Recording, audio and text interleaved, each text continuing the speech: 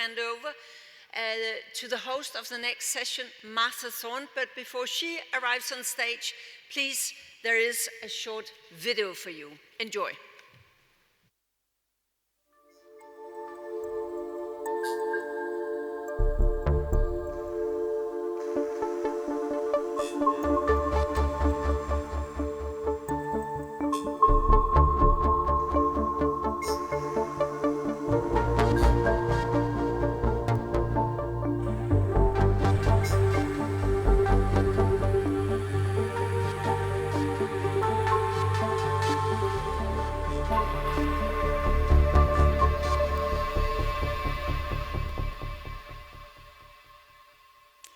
Good afternoon, ladies and gentlemen. Once again, I have a great privilege and honor, first of all, to welcome you to the audience for this Obel Talks related to cities. And perhaps you know the Obel Award, which is the sponsor and the organizer of these talks, seeks to recognize and support outstanding, impactful, and responsible projects in the field of architecture for the common good and in service to people and the planet. And part of our mission is also to heighten the debate about these themes that are so pressing and so important today. So I invite you, on one hand, to go to our website to look at our new fellowship program. It's for a teaching fellowship. We encourage you to spread the word, to apply. And I also encourage you to enter the debate today, because with our wonderful panel of guest speakers, we will be accepting questions, pressing questions that you may have. Please use our Instagram, write your question, and they will be sent to me. If I remember the code on the iPad, they'll be sent to me, and we'll try to answer as many as we can. Today, it's a pleasure to welcome Joan Clos. Let me first say, this is a very multidisciplinary panel.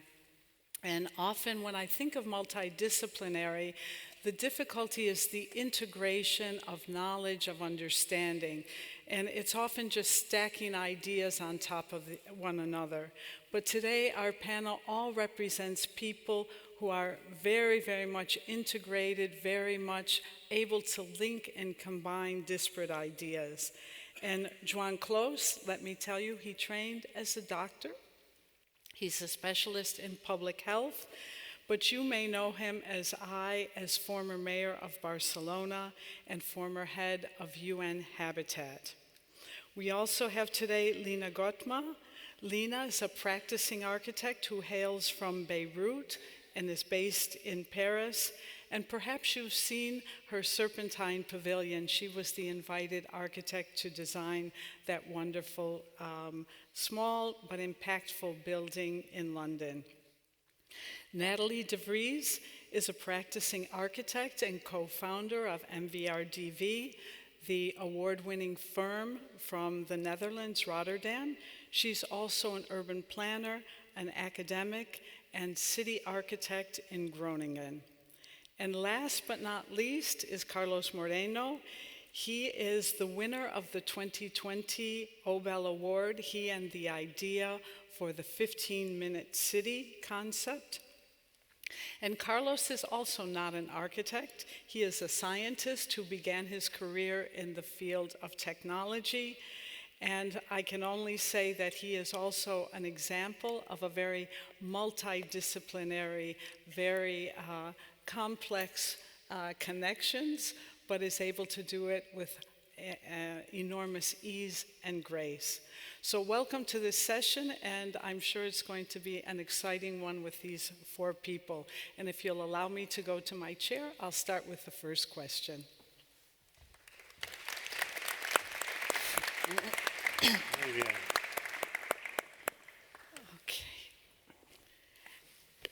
Okay. As usual, I like to ask everyone the same question so then the audience knows where you're coming from, how you're different, and what type of debate to expect. And I'm sure that you'll have a rousing conversation. And if the first question is that we know that cities are very complex ecosystems.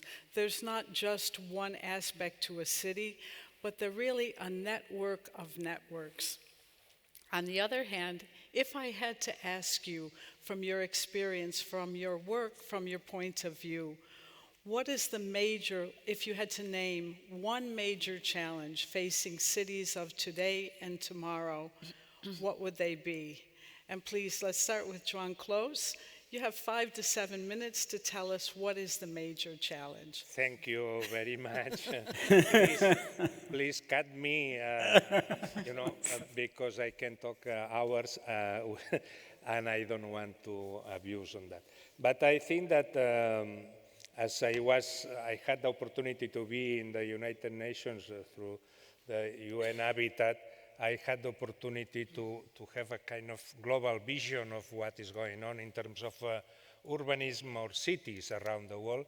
And I would say, if you ask me, how would you choose as a single, well, perhaps I would say that what is lacking most by now is the connections of the city with the politics of the society. The city has been considered by many professions, of course, urbanism and architecture in a very specific way, but also economists but philosophers, anthropologists, name it. But why I see that is not truly understood is the connection between urbanization and politics. And this is, especially in the developing world, this is there, very clear.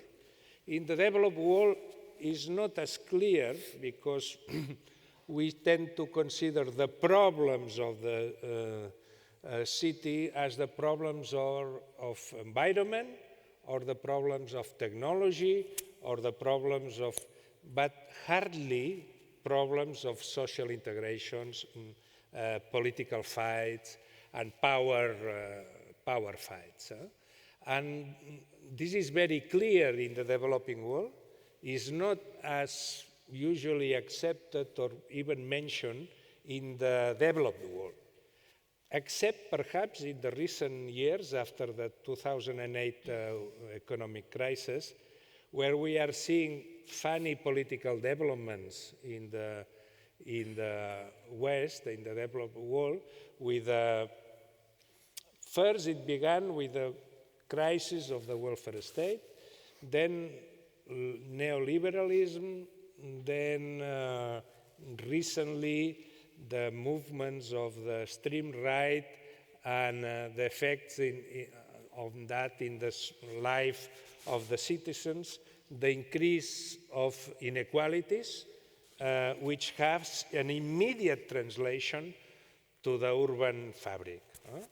And I found difficult to engage in a conversation on urban issues that takes in account the political principles, okay? Because the form of the city, or even the functioning or the regulation of the city is extremely related with the political orientation of the society. And it's not only with the local politics. That's another easy solution. Perhaps this book of my friend that some years ago published this thing, that if the mayors were governing the world, that will be solved and addressed. No. We have had some mayors in politics, and they have not solved necessarily the political problems of the countries. Of course, the mayors have a good point of departure in order to understand quite a number of things, but it's not a guarantee that they are going to apply adequate policies.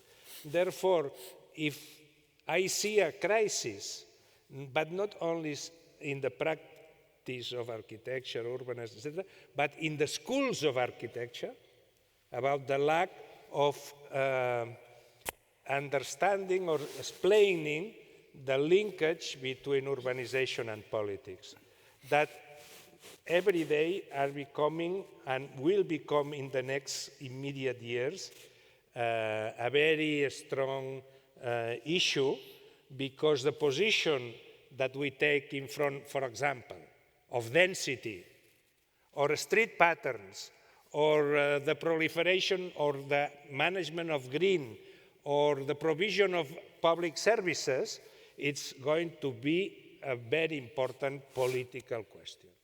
Great. Thank you, Joan. That is going to allow us later to talk about, if we don't take into account politics, do we take into account architecture? But we'll hold that question for later. Yeah. Lina, what do you think if you had to talk about the most challenging issue that you see? Yeah. I think when we ask this question, the first thing that comes to my mind is beyond architecture is actually infrastructure. Because somehow infrastructure governs the way we relate to each other. This is what governs how do we live, how do we interact with our environment, how do we interact between each other, and how can we create a more sustainable, more ecosystemic infrastructure that allows a more durable way actually to live in our environment. And they are the things that are least visible to the eye. They govern our politics, they govern what we do as architects, they govern how people inhabit their places, and they are least visible. This is something that I've seen and experienced in many of my projects. And of course, one of the things that we should talk about is architecture, because we don't have enough architecture. We don't have enough architecture that is able to heal the environment, but also to talk about the challenges of our cities, to offer solutions to the way we could inhabit the environment.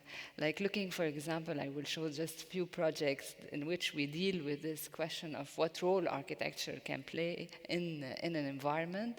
This is first low carbon energy positive industrial building in France. So the question here was, how do we make actually an industrial building really talk about an architecture that goes beyond a thin metal box that sits in an environment and beyond the city and the outskirts of the city? Because we always think about the city as only the place where density occurs, but actually the city is about the metropolitan city, but also what happens beyond. And how can architecture become a tool of building knowledge as well, and working with more sustainable materials, and somehow creating a network of knowledge of the hand also being able to be implemented in the process of making architecture. In a more dense place, I mean, when we talk about infrastructure, we also talk about poverty, because, I mean, the challenges are not those only in Europe, where we have a growth of population, but mainly in other cities of the world, and mainly in Africa. Here we are in Beirut. But we are having a growth of density, and how do we talk about density, about the place of housing in the city? And this is a building in Beirut, and here we are talking about housing in a place where there is an incremental development.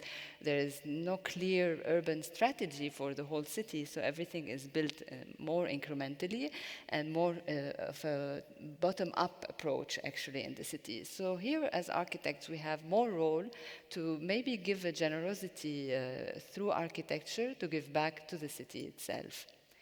You talked about the Serpentine Pavilion, and of course the Serpentine is a message more than just being a statement about architecture. And for me, the Serpentine Pavilion this year is about a place of togetherness, is about building in a sustainable material here in wood, is about also defending spaces in cities that don't have a specific function, that are places of gathering where we can think about our city, we can think about our environment, and allow moments of creativity to happen, really. And creating also in an ecosystemic way also like maybe an architecture that can be movable. And this is something that we learn from today. We know we will be faced with climate change. We are faced with climate change, with transition of migrants from one place to the other, with all these challenges. So how can architecture be adaptable, can move more quickly maybe something that we can learn from with this pavilion.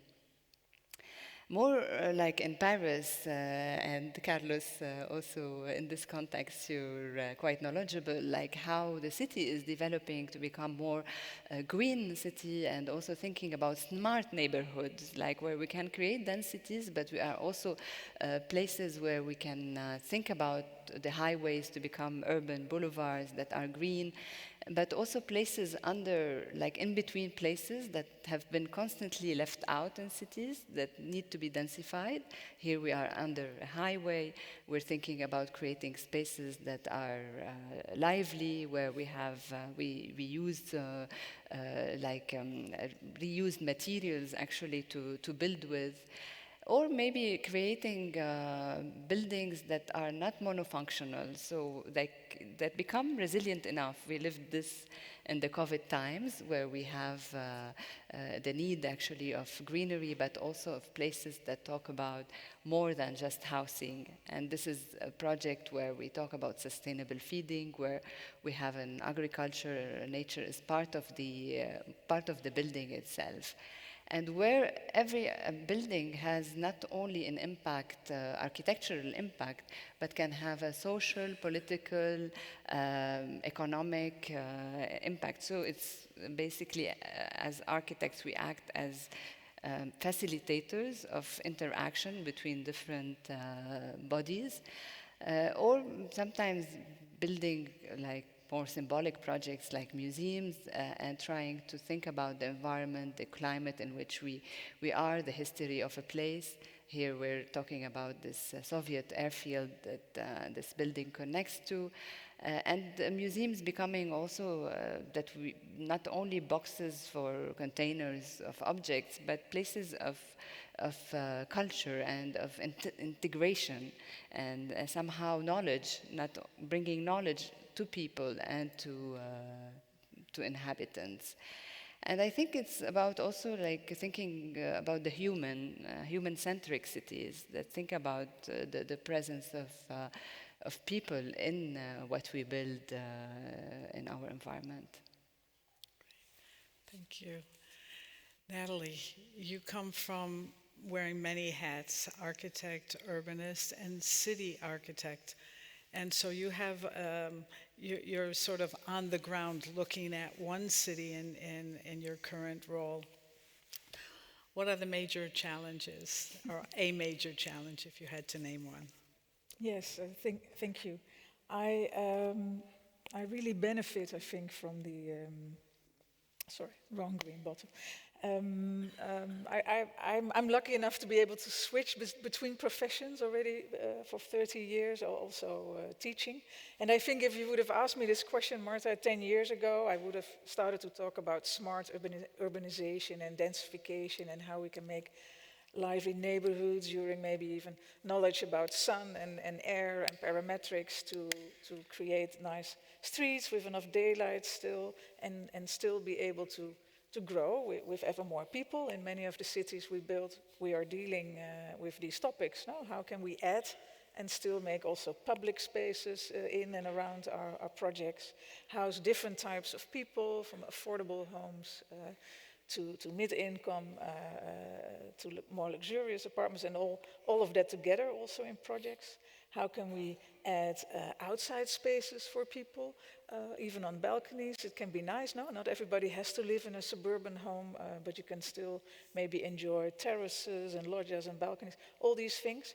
But in recent years, I've also learned that we have come across much more problems nowadays even, and that we are also have a bit of a battle of the spaces in the city for dealing with the effects, for example, of climate change.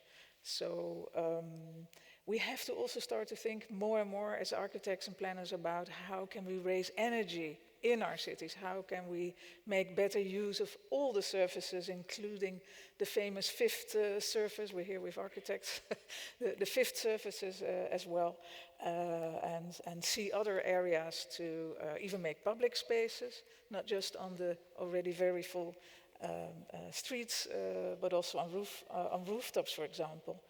So this is a project for Rotterdam, where already for many years our office tries to inspire people to go up. This is our hometown from our office.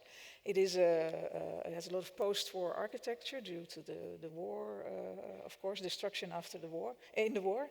And there were all these underused and underserved areas. And with the catalog, with the rooftop manifestations, we try to inspire people to make usage of their roofs. It can be private enterprises, individuals, the city itself. So it is as if a whole new terrain has been added, and this also helps us not to densify our cities even more, but look at what we already have, because that's indeed also an important strategy that we have to think about more and more. At the beginning of my practice, we were making a lot of new buildings. I think now a lot of our projects, it's about reuse as well. So as our cities, we have to really start to think, do we have to demolish everything, or can we find a second life? Even if we don't appreciate the architecture per se, we have a lot of structures that were built for car infrastructure. So you see here the rooftop of a shopping mall in France, where all the car parks were transformed into public spaces and terraces. And it got a new facade opening up because there's suddenly pedestrians around the building. And on the right side, an abandoned a shopping mall, and the car park structure underneath has been transformed into a public space with water to cool down. Because, we need, of course, to deal somehow also with temperature rises, with water in moments that we don't want it. We maybe want to keep it at some point. And also old warehouses and offices. So in every built matter, we have to start to find beauty again. And not just, it's from the 70s, it's not economically interesting anymore, I demolish it. So I think these aspects, the material issue, the climate issue, as an urban planner, and an architect, I realize now that I have to think much more in scenarios. So this is for Vancouver, for example. Somewhere in the next decades, the sea level rise it's more heavy on the west coast of Canada and the States. It goes faster. We have to start to imagine the transformation of buildings that are now built in what will become floodplains, and the city has the complicated task to already imagine a possible future. We know it, but how can you explain to people that you already have to start to act now? This is super complicated, of course, because it is not now yet, but you also don't want to take more and more irreversible steps. You have to start to prepare for the future. They have to start to move vulnerable technical elements that are now in basements up to higher levels. They have to start to slowly think about, are we going to deconstruct buildings? Are we going to move vital infrastructure upwards? And also here again, a catalog, because if you design a catalog, you can inspire. So it's like a new research by design element, I'd like to say. You can inspire the community. You can show there are still maybe multiple options. You can inspire maybe that the future does not have to be very grim and glim. And we also, what is very fascinating for me also is to work again with, in this case, in our team we had a forum line architects who were from the First Nations that said, we have to go back to what the original state of this False Creek in Vancouver was. And we all worked together on a plan for a further future. Now, I already talked about how we use in our design and in parametric design a lot of information and data, and that is really becoming very important to get more knowledge also in our design. So how can we develop research by design? So this is, what are we looking at? You see a little red dot. The blue is actually land. It's the northern province of Groningen. And what you see there right in the middle is the downtown, a beautiful medieval downtown of Groningen, which is one of the hottest places in the province already now. And we have started to think about how can we densify, how can we make this beautiful downtown still very climate friendly? There's a lot of value there. It's an old historical town. And my last conversation when I left here was yesterday indeed with the alderman of the city of Groningen.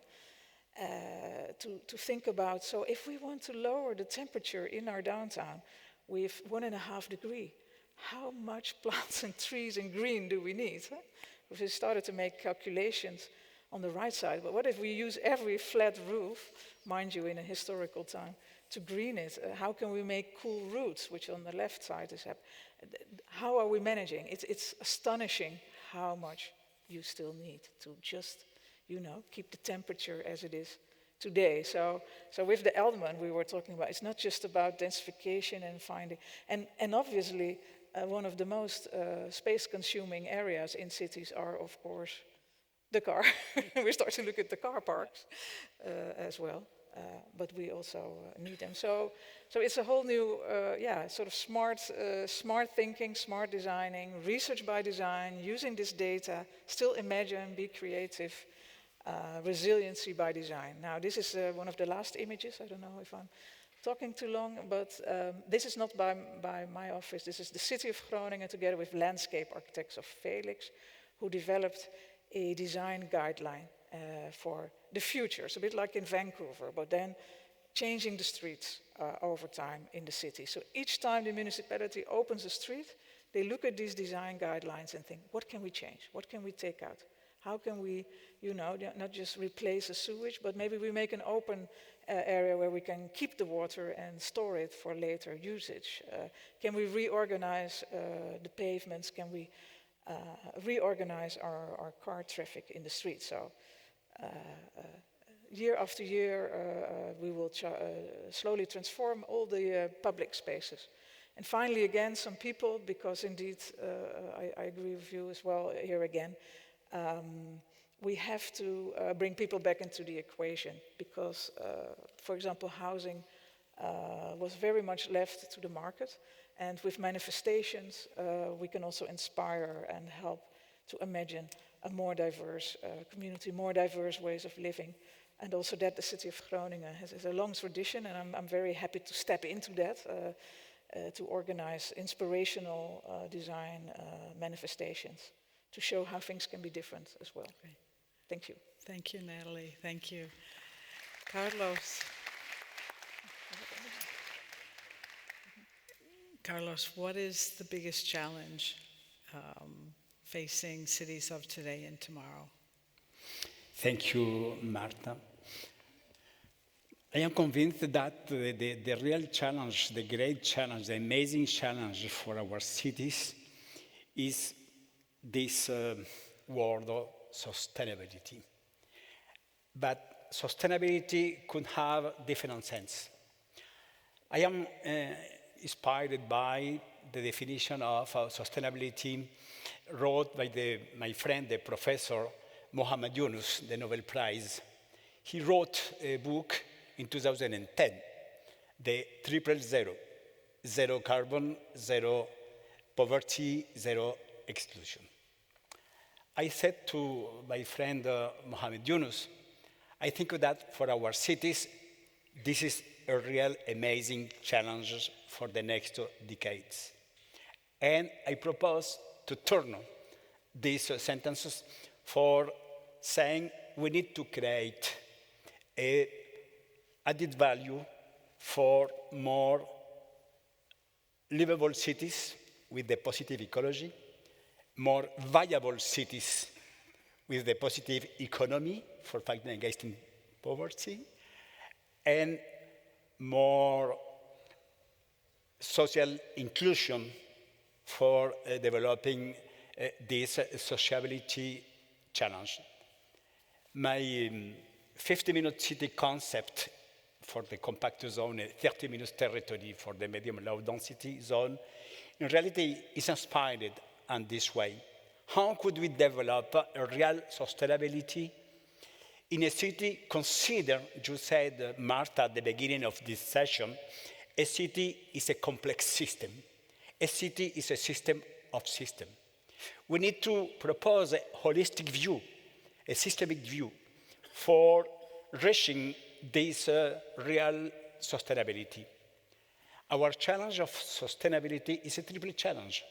We need to develop in the daily life a more ecological positive attitude. We need to develop a more economical, local development for creating employment, for developing shorter circuits, for developing more activities, and we need to develop this social exclusion.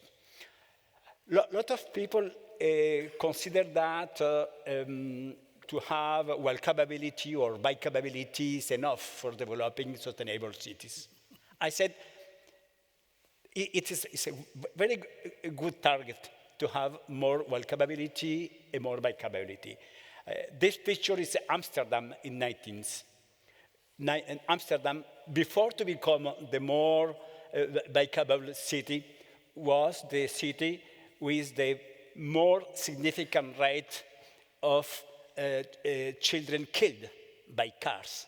And this after a lot of different demonstrations with parents, with children, that Amsterdam has become this by-capable city. But in reality, the question is less the means for having mobility in city that this real question from Le Corbusier from 1933, the Athens Charter. In fact, we have accepted to live in cities with this amazing separation of the essential functions and to accept to live in a daily activity with this long commute, long distances, wasted time.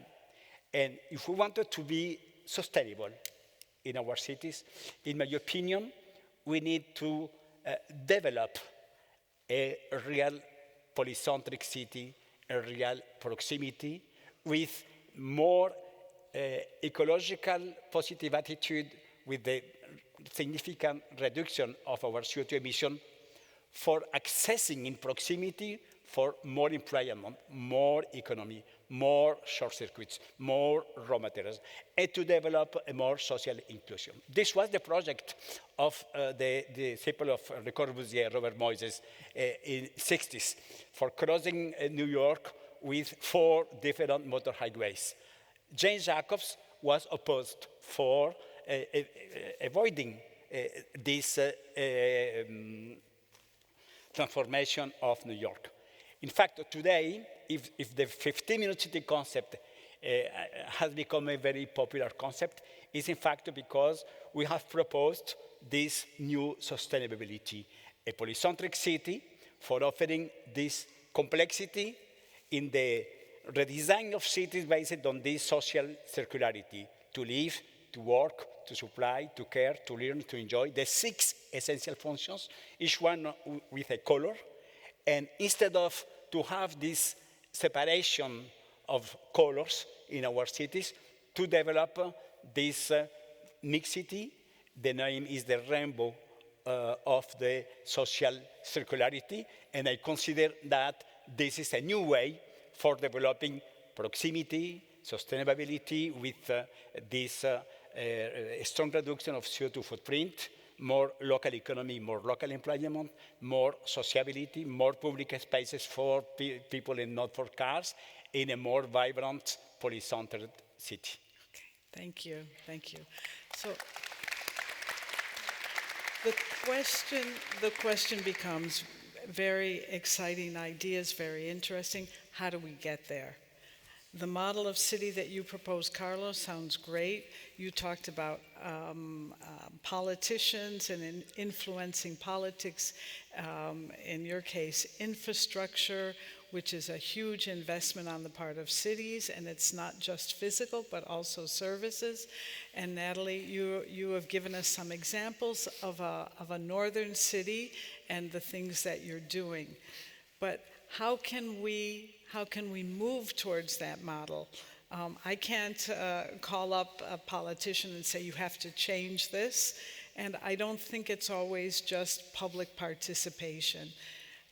So how do we move forward in a way that is real And that's not just putting Band-Aids on things, and anyone can jump in. Or Joan, if you want to start, and then please. I think that, in a sense, asking this question is quite evident, or quite that we are a little bit lost. We have very interesting ideas in very, proposals of very different kind. It can be, aesthetics, economical, or whatever. But we must recognize, and this is good that we begin with that, that we must recognize that we don't have the solutions that can be implemented globally at once, and that there's a single silver bullet that will solve the questions, because cities now is where the people in the planet live. Then all the conflicts of the humanity are present at the city. And you see many different experiences. We are seeing these weeks the crisis in France. Can we ask, has the urbanization of France anything to do with the crisis of France? As a question, for example, just to suggest. Or do we have the difficulties of racial integration in the States, for example? Anything to do with the design of the American city? Or whatever. And you can look at many hot spots that are emerging and ask in every place, could urbanization would have prevented this kind of crisis? And in most of the cases, probably we will reach the conclusion that yes. But you need some courage, eh? So in Groningen, I can stand on the shoulders of an alderman who exactly 40 years, no, 1972, took the decision. I ban cars from the inner city completely. It's quite famous for it. Maybe you know about it as well. So in 1972, an alderman said, I stop. I mean, every marketplace was filled as a car park. He said he built an art academy on a planned car route. So and on these shoulders we can stand today, and it's again making choices also. Are public governments going to make the first step and invest, or can we find ways to persuade commercial parties to help and persons to step in? But somebody has to make moves. Huh? That's important. And Lina? Yeah, but maybe I think zooming in actually and getting to the micro scale and setting examples on micro developments that start to work and that focus on diversity at the forefront. Diversity in the programmatic diversity of one lot, in the way that you actually are able to create a micro ecosystem in one place. We experimented that in our project in the 13th, where we talk about sustainable feeding, where you have an agriculture, a living space, and everything is interconnected. So somehow this micro scale starts to become independent, it starts to become resilient, it starts to create its own ecosystem and its own self-dependency. And when we advocate diversity, we're advocating diversity, human diversity, integration in terms of classes, in terms of gender, in terms of many terms, diversity in terms of nature, biodiversity. So I think today we have to shift our terms and we have to urgently experiment in new models of inhabiting a territoire.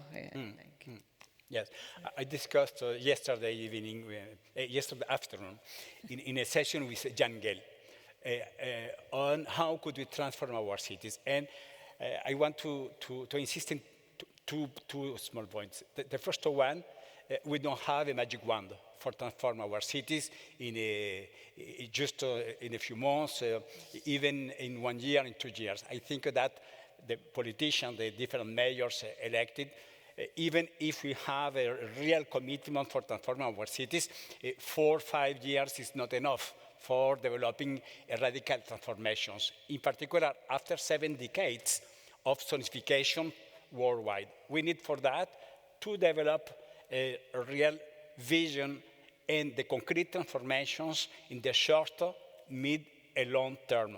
The problem with today, when one mayor arrived, he or she considered that Everything to yeah, change. we need to We live restart. this. We need today to consider this need to develop a real program. And for that, we need structural transformations with the local program of urbanism, with the new local program for 10, 15, 20 years. And for that, we need to develop a consensus. We need to develop a strong discussion, a deepest discussion. This is my point. Yeah. That without a deep understanding and a deep discussion, we are not going to solve the problems. For example, let's assume that the problems of France today, they have one root in the special organization of the banlieues. That means that the problem was done or was built 40 years ago. And we are suffering the consequences now, Yes, absolutely. which is exactly what you were saying. Therefore, we need a broader approach to the issue of urbanization. It's not just the local at the moment question. I agree with that. We need to be able to understand the dynamics of the urban issues in the context of the socioeconomic evolution of our societies, not just the current immediate issues. And we can talk a lot about what happens with affordable housing. We are having a European affordable housing issue problem now in most of the European countries. There's no enough building of affordable housing in Europe.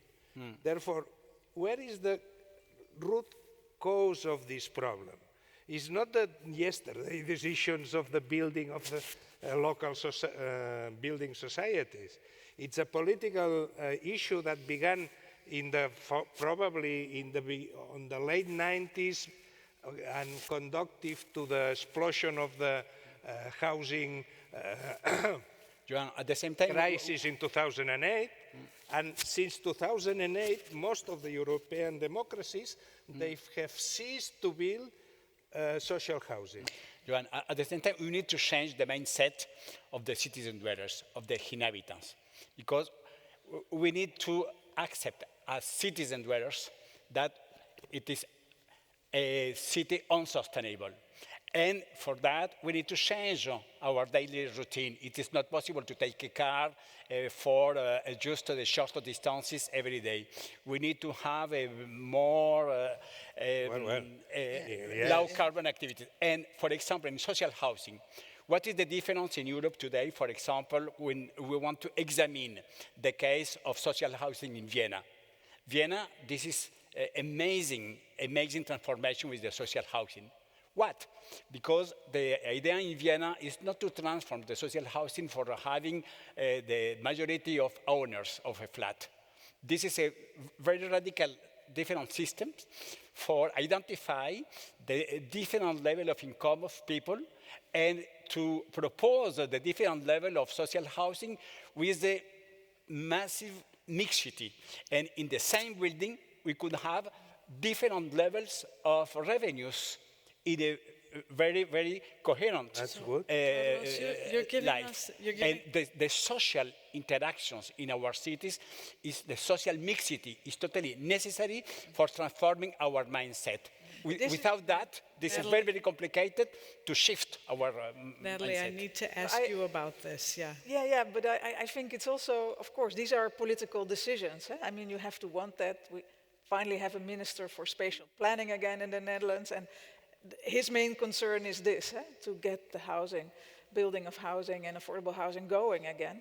But I think, I do feel that as designers, we have much more interesting powers nowadays, and not just having to follow ideologies and make the best possible designs, but we also can include a lot of knowledge in our designs.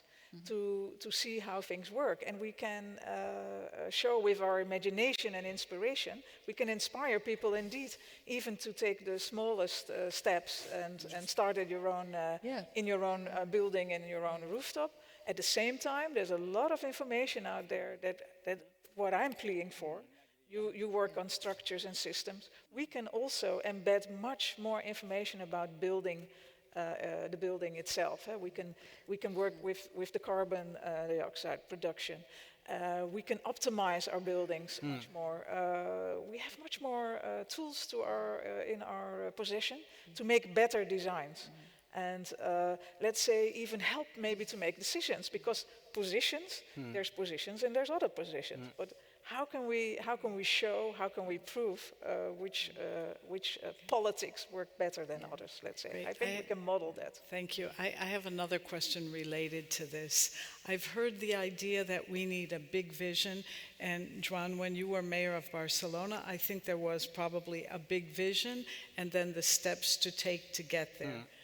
My question is it possible to have a big vision today, or do we need, it sounds like what Natalie and maybe Lina are saying, that we need to do pilot projects, evaluate, gather the knowledge, and try another one?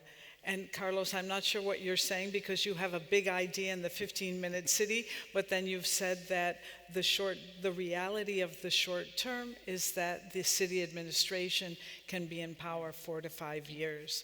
So do we need a big vision and steps to get there? Is the society at a different place and we need other strategies to move forward?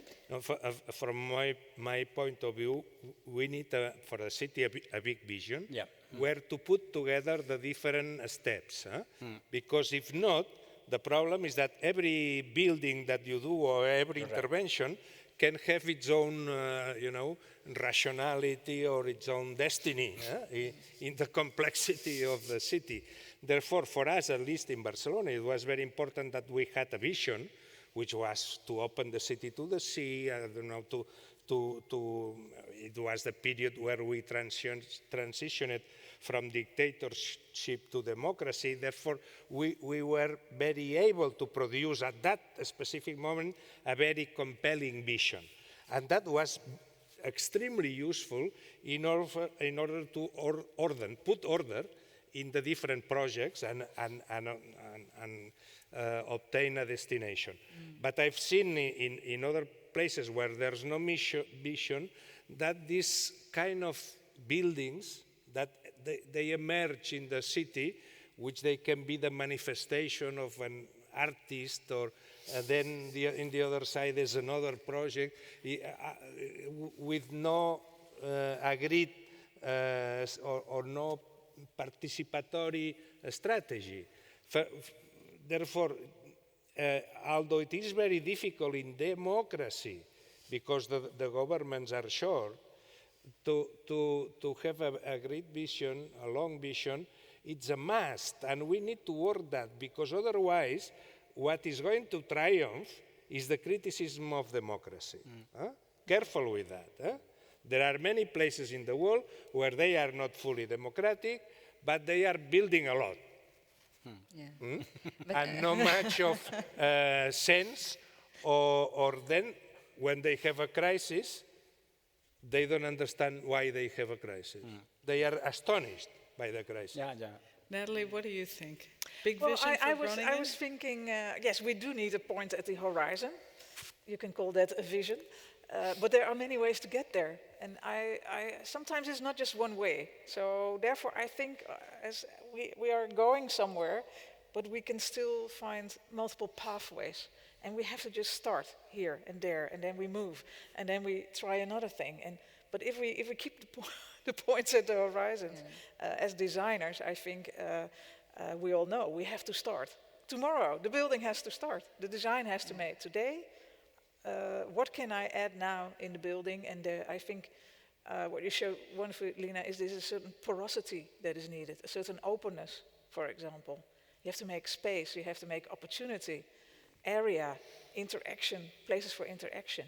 And then you make constructions that can respond and grow and shrink maybe a little bit And in that sense, we design systems, I guess. So maybe we have to start to think about our buildings and our neighborhoods also more about them as systems. You started with the word ecology of ecologies. So I also always I heard once somebody describe a campus as a community of communities. And so, so from the micro to the maximum scale, we should start to see our buildings as little beginnings of something that can grow as well. It makes me think actually that probably what we need are sets of goals rather than a vision that imposes a certain very fixed way of making things.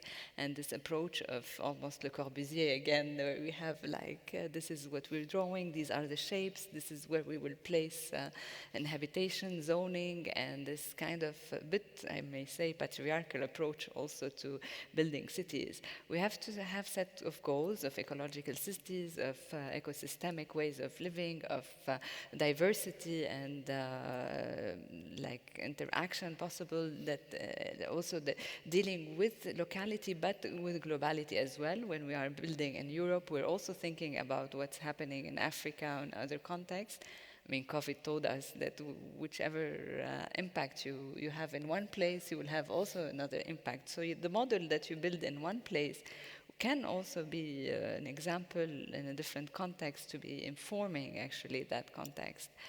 And as a way actually really of thinking more of a multidisciplinarity also in governance, I think we as architects, we had lived also the failure of certain governance, because we work on projects for 5 years. After 5 years, after working on plans and urban planning and visions, the whole government changes, or the mayor's direction, and then everything is put in the bin.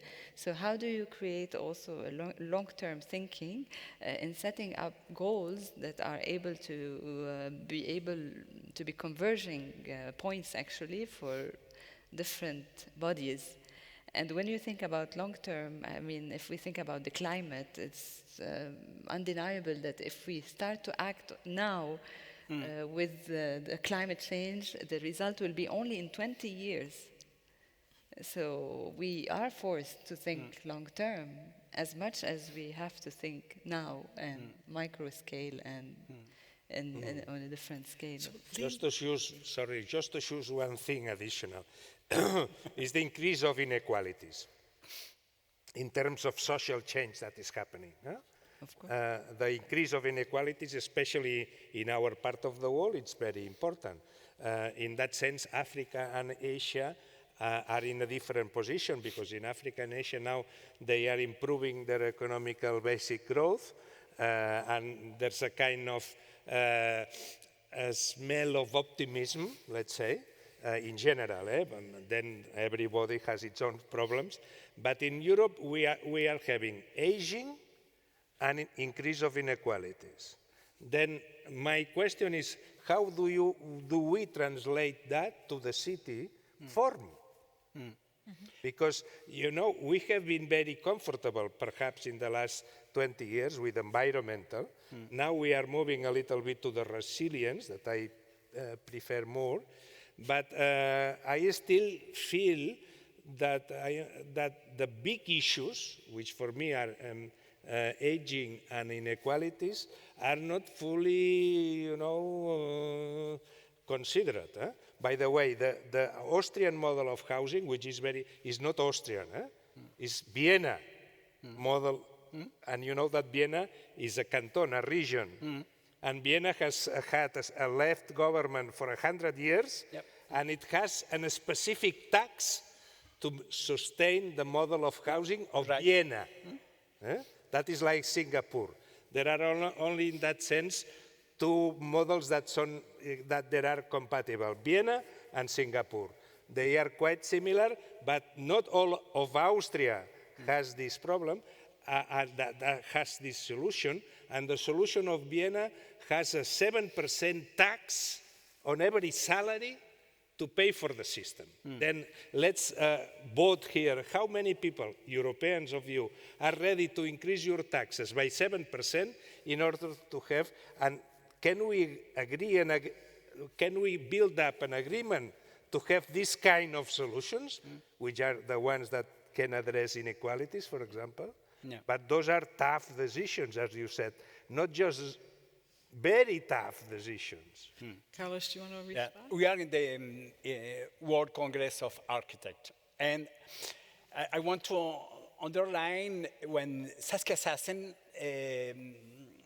has proposed in 1992 the concept of global city. Saskia said we should develop the extraterritorial cooperation between cities, and I think that it's totally necessary to develop this intensive, this strong international cooperation between different cities for sharing different experiences.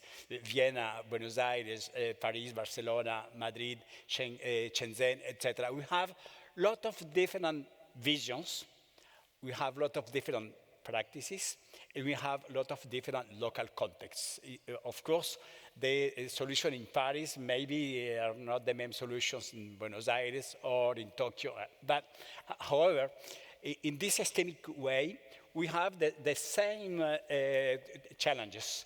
Climate change, we need to act on now, because this is not a climate change, this is a climate emergency now.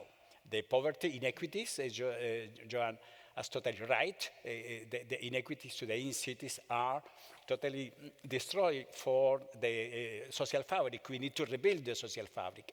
And the social exclusion, the populism, the racism as well, today is totally present in cities. And in my opinion, it's totally necessary to develop this intensive cooperation. For that, I am totally for developing, for example, the C40 Cities Global Network. This is a global network of the cities for fighting against climate change. UCLG, local governments, United Cities, Eurocities, Energy Cities, FLAGMA in South America. For that, we have created with UN Habitat, with C40 Cities, with UCLG, the Global Observatory of Sustainable Proximities. This is the new coordination of different cities around the world, big cities, metropolises, middle cities, small cities, for sharing our ideas, our vision, our practices, in order to have more knowledge, common knowledge, for identifying the good practices for acting now, because the question is not only to have a global vision, the question is how could we act now for transforming our cities before it will be too late. So 2 questions, Natalie, because you talked about information, data, knowledge.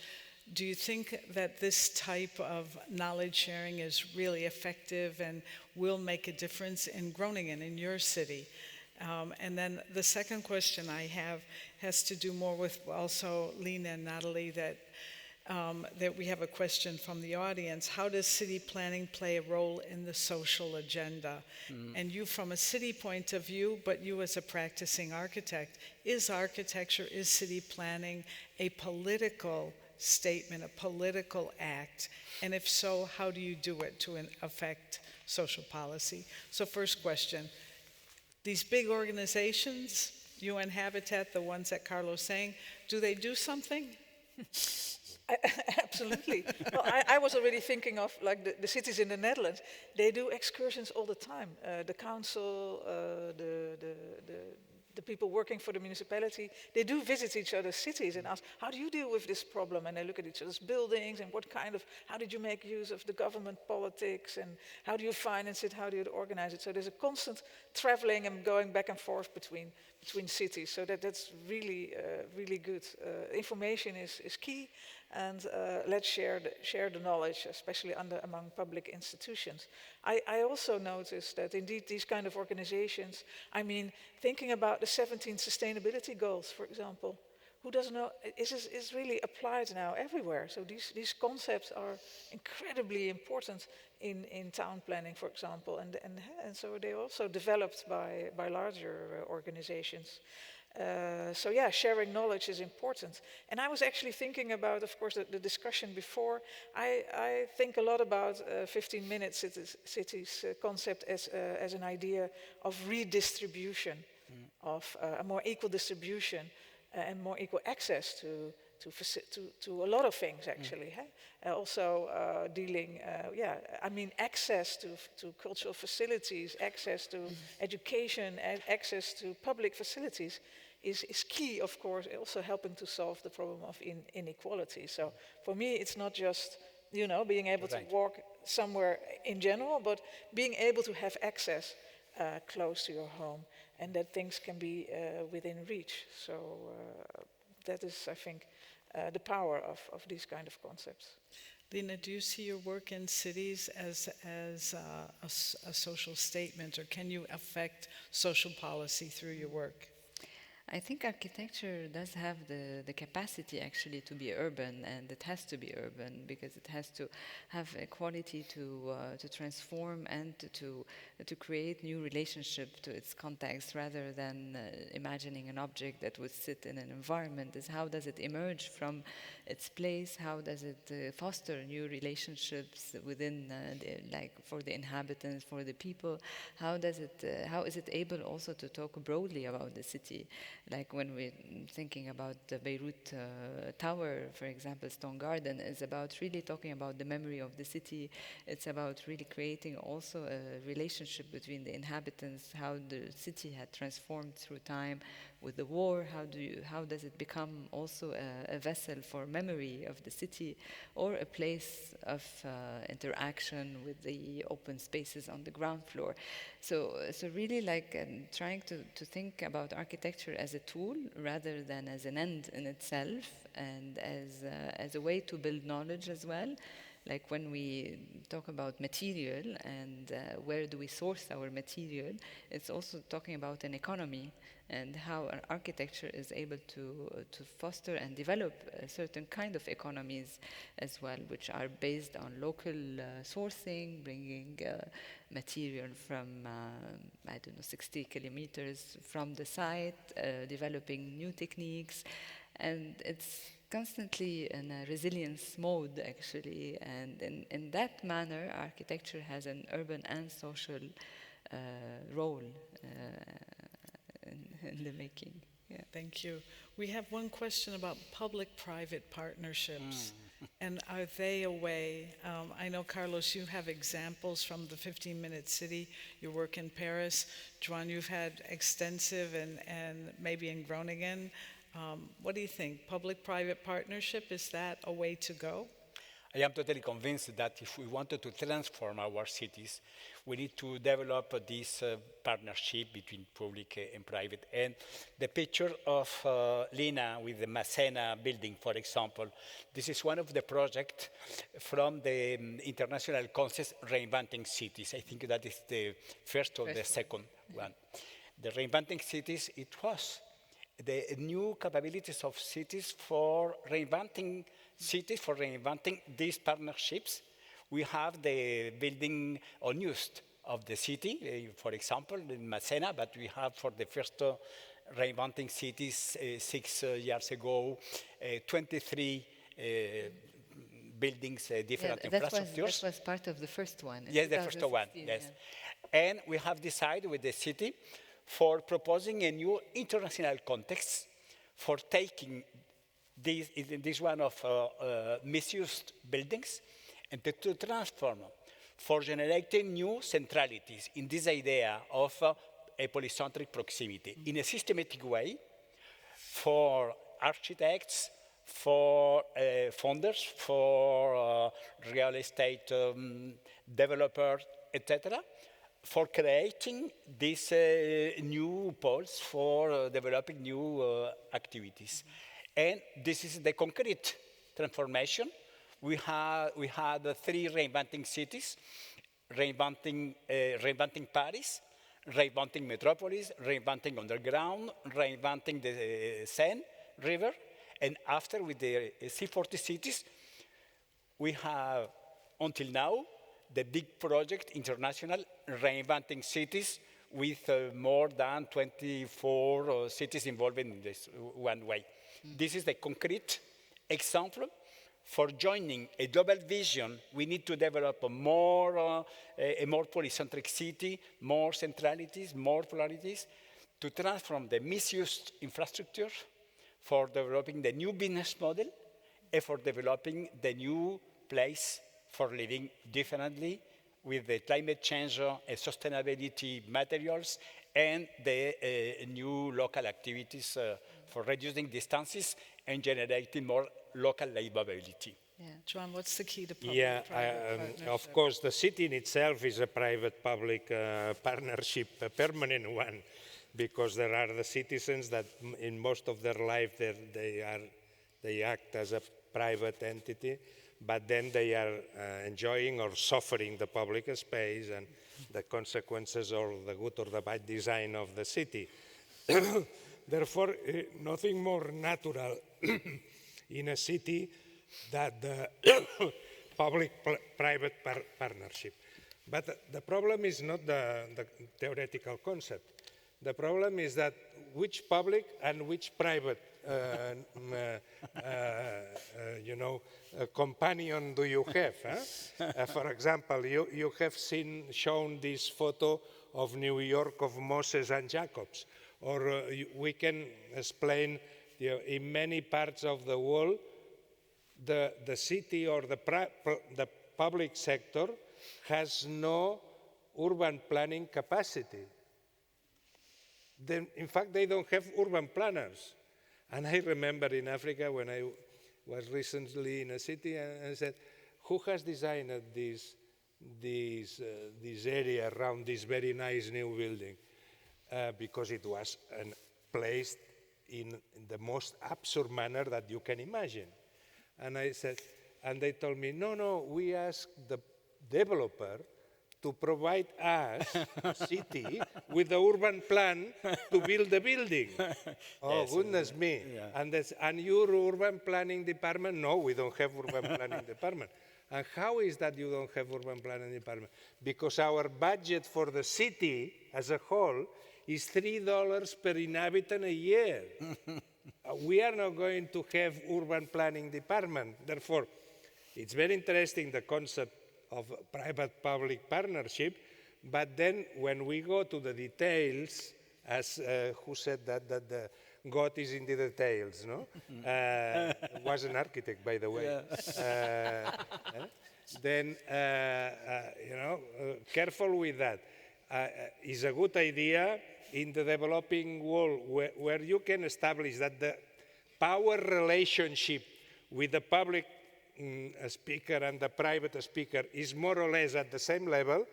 Private-public partnerships are perfect. But if you are in a relationship with where one dominates the other, this is not a solution of in any sense. In Groningen, or in your other experience, Natalie, how do you feel about public-private partnerships? When do they work and when not? Yeah, I must say I agree, and I thought the devil was in the detail, but anyway. No, I think the city of Groningen is very lucky because they own their own land still to a large degree. So when there's a public-private partnership, yeah, you can say I do not hand over the land before the property is developed in the way we decided would be good for the city. There are also other cities, of course, where it's more a matter of negotiation and persuasion. And indeed, then a strong town planning office, urban planning office, that keeps on demanding quality. Yeah, on what grounds? Just say, yeah, we are proud of our city and we demand the best quality for our city. I think these are the cities that thrive, but you do indeed need people who stand up and say that. So it has to be people like an urban planning office or the politicians or both together. So yeah, I fully support this idea of of having a good urban planning with enough capacity for each city. And maybe you have to spend all the money then on that, because maybe... There are very pressing demands Yes. every day. Yeah. But, There's another question that came in, and it has to do with developers, and that they are in a process. I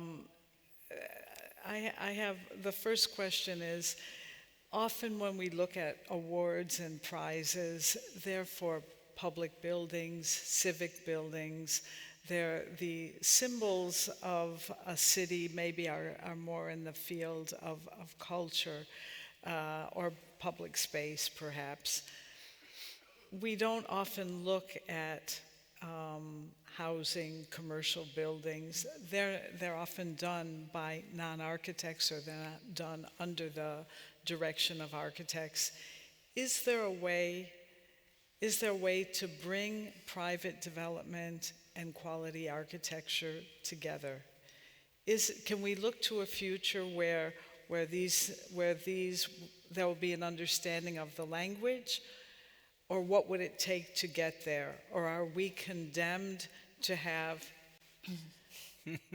bad development for the majority and good buildings for a minority? What do you think, Lina?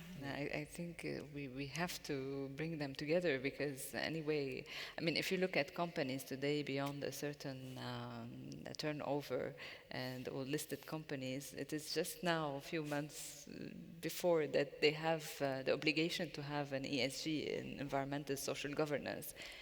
It's an aberration. It took so many decades, so a company can as well be interested in capital, but also in having an environmental and social governance. And I think today it's almost the same if we look at it in transposition into our space and physical space. Somehow a private enterprise or a developer won't be able to exist if they don't have a social impact, or if they don't have values other than their margin at the end of the table. So in a way, it's bound to be brought together, and to be together, both the public institution and the private institution pushing for quality projects. And as such, I think in my practice, this is what we push for. An industrial building is not like a tin building, it's a brick building, it's made by hand. We push for such quality. Housing can also be an experimental work that pushes the work of the hand, brings sensitivity in the city, allow individuality in each of the apartments, not like a production of the same plan that we see, and that mostly the developers come and call as products. And that was my first shock working with a developer. They come and, where are my products? I was like, which products? And they're like, the plan. So this is like, how do you go out from the language of commodity and living as a commodity, and try to find also new languages to work our built environment? Just to draw on the example of Réinventer Paris, the first competition, and in this project of Masséna, the wooden tower, it's actually interesting because there is the public that is giving the land, controlling the innovation in the project and allowing it to happen, and the architect with the developer, with the users, putting together a multidisciplinary team, working also with the city and the inhabitants to come together to develop a project. Now, today, we're not yet ready for that, unfortunately. It takes more time. I've been really working with this project since 2016. So it's really a long, lengthy process. We have regulations that are very heavy, also compartmentalization of ways of working that sometimes need to be, pushed so you can achieve such an innovative systems of working as well. Do you work well with developers, Natalie, either as a practicing architect or city architect? Yes, well, as city architect, I suddenly got much more friends on LinkedIn, I must say, also from developers.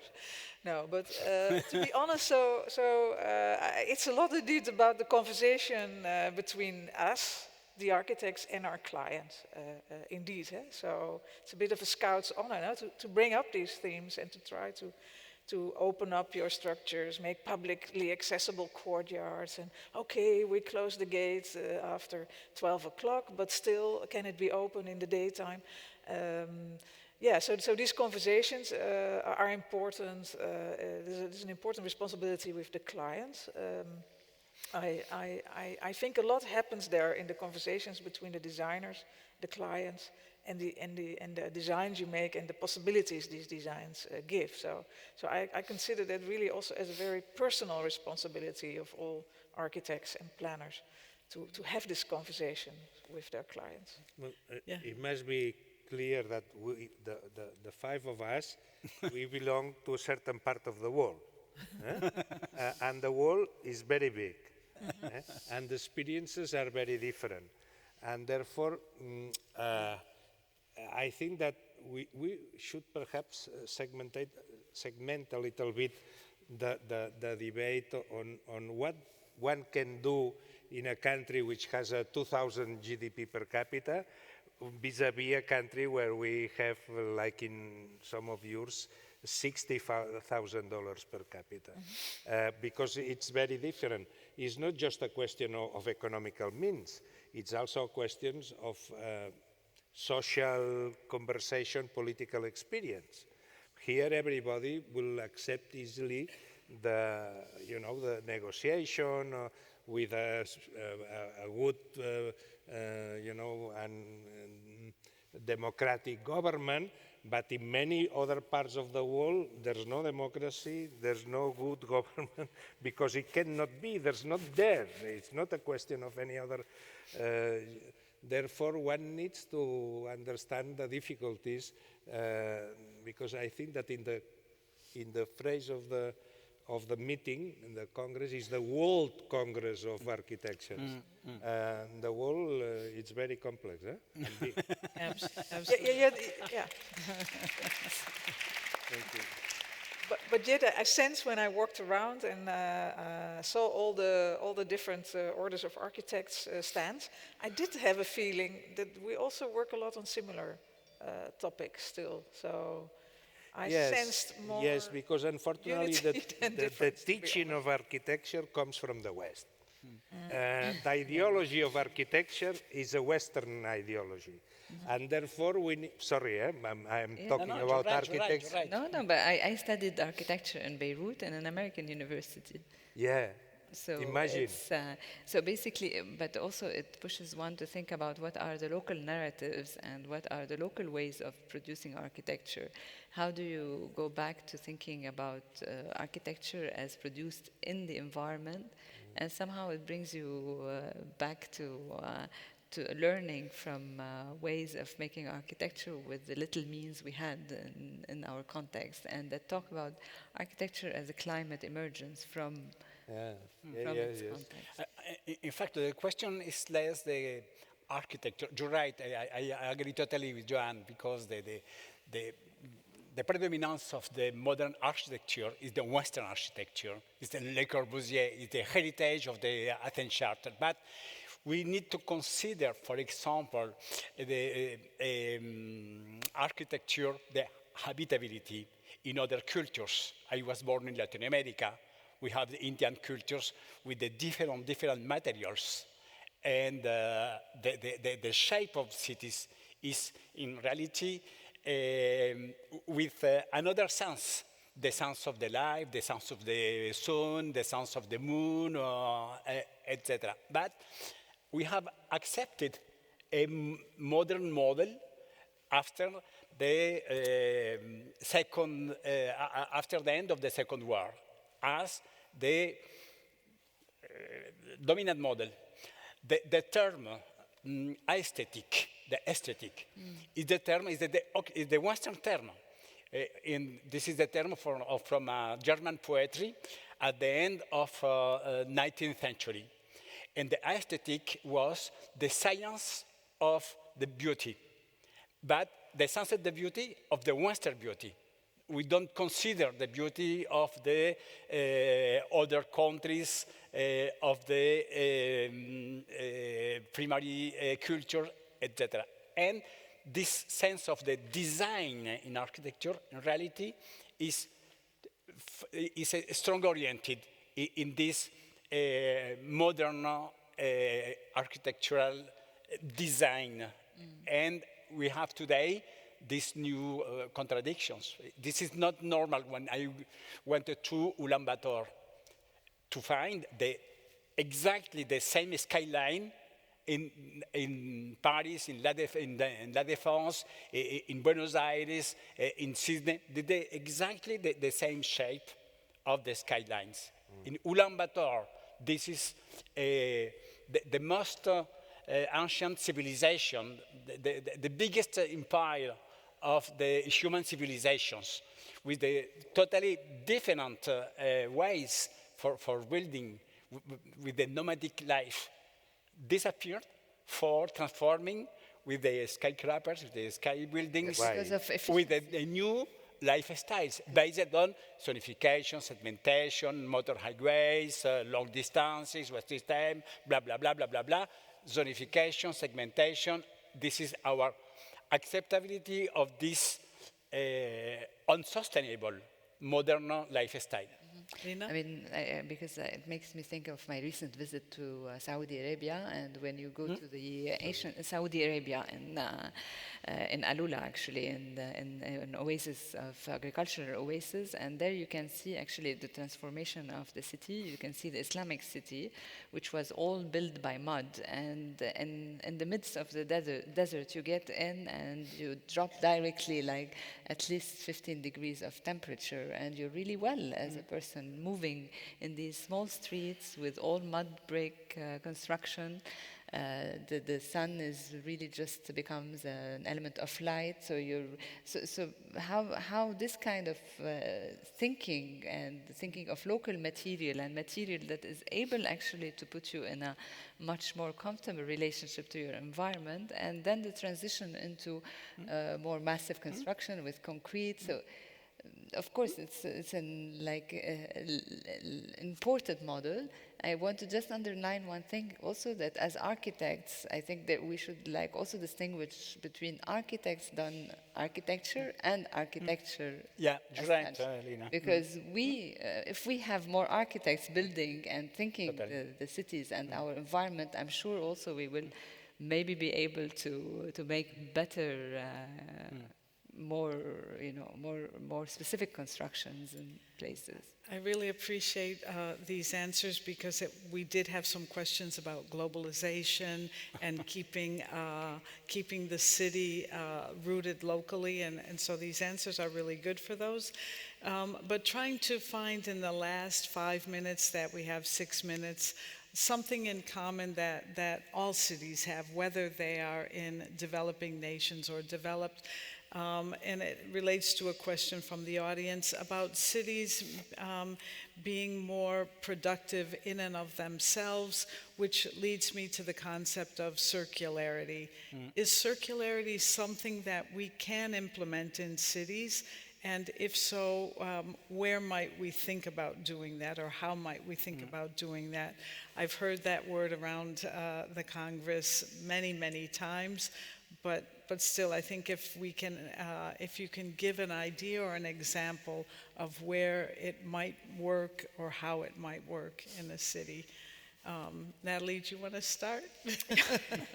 Yeah, well, circularity in itself is already a big concept, of course. Like, are we already reusing materials, or do we make new buildings and neighborhoods that can be recycled and readjusted in the future? No, I was actually connecting it to a discussion we have in the Netherlands. We have a very industrialized, almost optimized agriculture.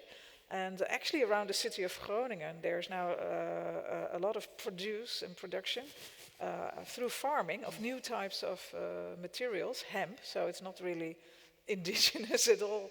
Per se, but we have to transform our agriculture as well in the Netherlands to a large degree, as it is quite unsustainable in the long term.